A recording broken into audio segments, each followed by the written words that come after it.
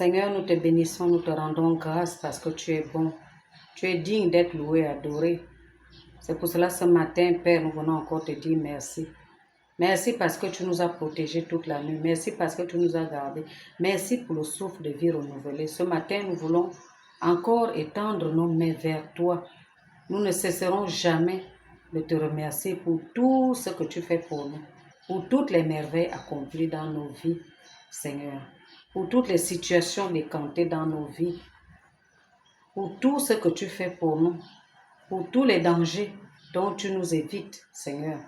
Nous venons encore te bénir et te dire vraiment merci, parce que tu es le roi des rois, le Seigneur des seigneurs. Saint-Esprit de Dieu, nous t'appelons. Viens maintenant encore, viens encore visiter tes enfants. Viens encore renouveler nos forces ce matin. Viens encore nous enseigner. Amen. Donc, bien-aimés dans le Seigneur, nous allons poursuivre nos enseignements sur les femmes qui ont marqué l'histoire de la Bible.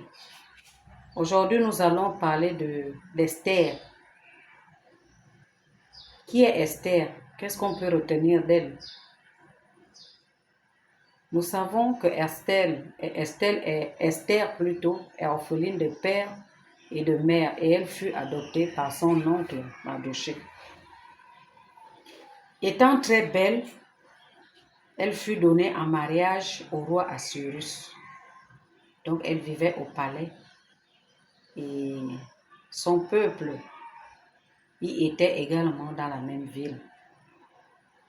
Donc un jour, Mardochée apprit que Aman et une autre personne dont on ne dit même pas le nom, ne cite pas le nom, étaient en train de comploter. Leur but était de renverser le roi Assuérus pour que Aman prenne la place. Donc tout de suite, il mit au courant sa nièce. Un jour, pendant qu'il se rendait au palais, la loi, en fait la tradition voulait qu'on s'incline sur toutes les hautes personnalités. Mais lorsque lui il arrive, il a refusé de s'incliner. Il a refusé de s'incliner auprès d'Aman, en fait. Et à l'époque, Aman était premier ministre. Lui, il a ressenti ça comme un affront.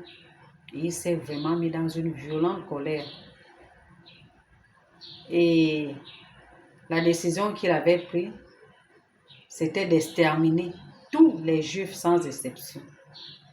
Et lorsque Mardochée l'a pris, il informa tout de suite la reine Esther. Elle fut mise au courant. Et lorsque la reine Esther fut mise au courant, elle a décrété un jeûne de 3 jours, non seulement pour elle-même, mais également pour son peuple, parce que la reine Esther craignait le Seigneur. Elle voulait avoir la faveur du roi. Ils ont pris un jeûne de 3 jours. À la fin de ce jeûne, la reine Esther allait voir le roi. Et sachant que ça pouvait lui coûter la vie, mais elle a quand même pris le courage à 2 mains.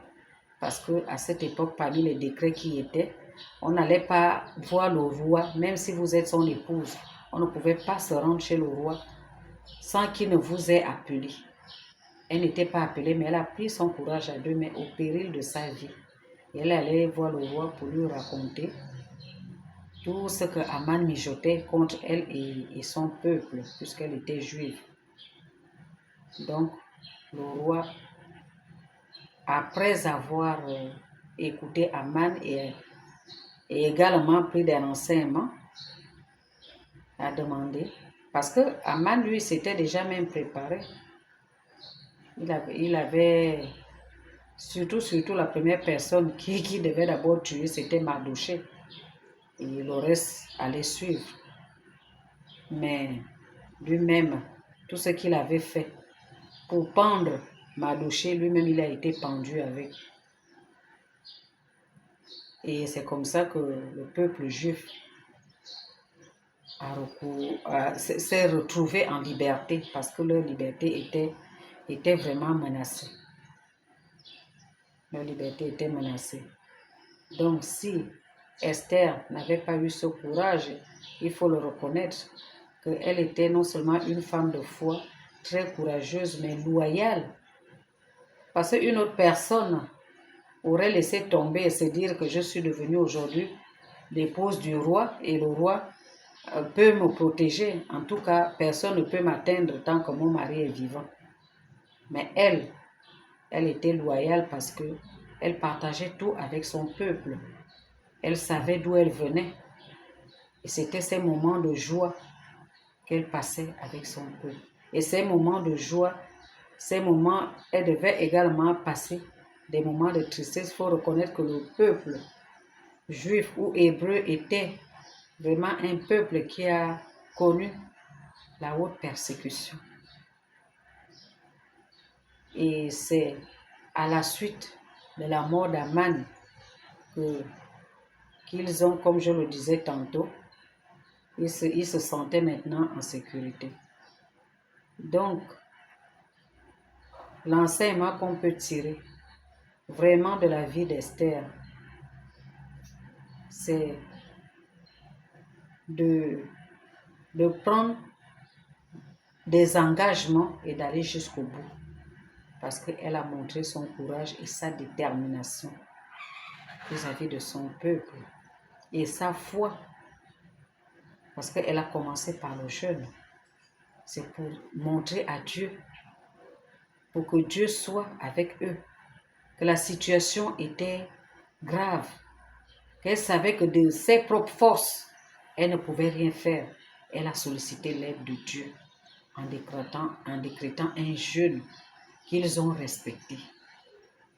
Donc, bien-aimés dans le Seigneur aujourd'hui, Esther est une forme de courage à imiter dans nos cheminements et dans notre vie. Esther a montré la loyauté vis-à-vis de son peuple. Et aujourd'hui, elle a laissé une histoire dont tout le monde en parle de génération en génération. Et c'est ce que le Seigneur nous appelle à faire. Le Seigneur nous appelle à marquer notre passage par des actes d'amour. Parce que si elle n'aimait pas son peuple, elle n'allait pas le faire. Elle ne s'est pas découragée. Elle a pris son courage à deux mains. Elle savait qu'elle pouvait perdre la vie. Mais elle est quand même partie à la face du roi, demander la faveur du roi pour eux. Parce que si elle n'avait pas pris ce courage, tout le peuple allait être exterminé. Donc, bien-aimés dans le Seigneur, soyons courageux, demandons le courage à notre Seigneur Jésus-Christ. Demandons qu'il nous aide lorsque nous ne nous sentons pas capables. Parce qu'il y a des combats qu'on ne peut pas mener sans l'aide de Dieu. Et c'est pour cela qu'on dit que la prière à elle seule ne suffit pas. Lorsqu'on se retrouve face à un danger, on doit prendre le jeûne, on doit prendre des temps de jeûne pour communier avec Dieu et attendre sa réponse. Et les jeûnes peuvent être au choix. Tout dépend de l'organisme et de la capacité de tout un chacun. Elle a choisi. Son jeûne qu'on nomme aujourd'hui le jeûne d'Esther, 3 jours sans manger, sans boire, sans rien faire. Parce qu'elle voyait le danger. Et elle s'est mise en sacrifice. Elle a affronté toutes les peurs pour aller voir son mari et exposer son problème. Elle n'a pas hésité un seul instant. Donc Dieu nous appelle au courage. C'est ce courage que nous devons avoir tous les jours. Parce que lui-même, il le dit dans sa parole qu'avec lui, nous allons faire des exploits. Et c'est cet exploit que l'on a vu avec la reine Esther. Donc, bien-aimés dans le Seigneur, c'est ce que j'avais à dire concernant la femme de foi, la courageuse, la loyale reine Esther. Donc, bonne journée, à bientôt.